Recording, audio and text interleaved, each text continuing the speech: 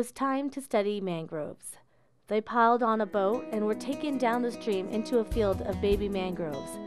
They were small and green and nothing like the scary trees the students thought they were going to see. I viewed mangroves as being in a swamp, and what they were is on the coastline, and they were actually quite scenic and quite beautiful. Mangroves stabilize coastal regions, help stop erosion, and protect areas like the Philippines from storms and tsunamis. Because the country has, our place was visited by strong typhoons. Wow, you can feel how much more stable the soil is in the middle. Yeah. Because of its roots, it holds the land firmly.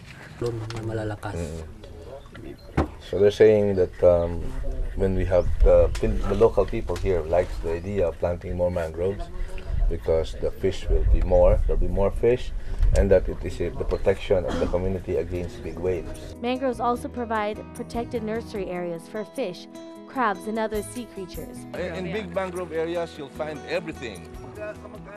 One of the most popular fishes in the Philippines, bangus or milkfish, spend their early lives protected in the mangroves away from predators.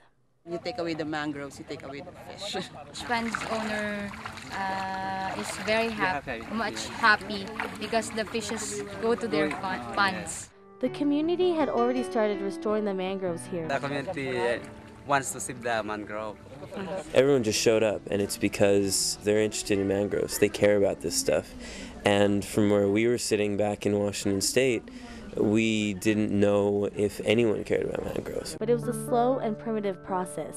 Every October, we clean the mangrove. They planted each mangrove individually, scraping off harmful barnacles with a kitchen knife, and also went through uncovering seaweed from each tree so that they could grow. As the students walked, they began to understand the problem.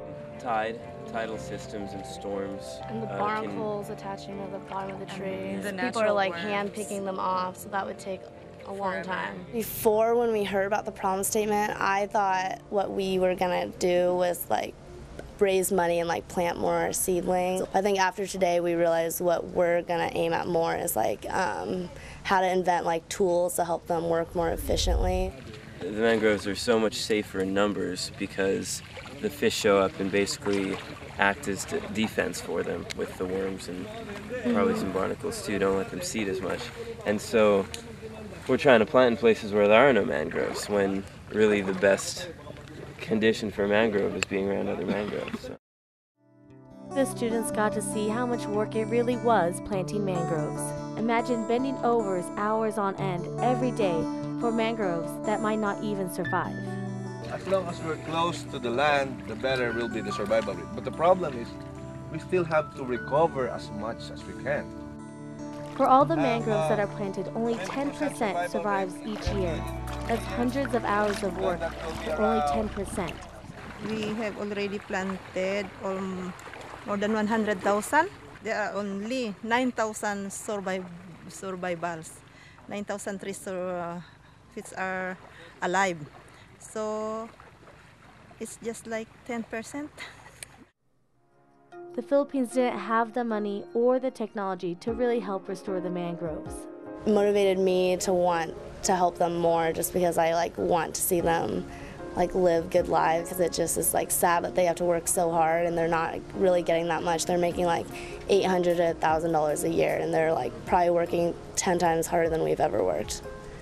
A tool needed to be created to help restore the mangroves on a larger scale. Anything that we do here ideally should be repeatable in an efficient, cost-effective way anywhere else where people are trying to grow mangroves. When we were planting the mangroves, they used like a shovel to dig a hole. So we thought of like a post hole digger because it just scoops up like the right amount of soil and it would just leave like a perfect hole for it.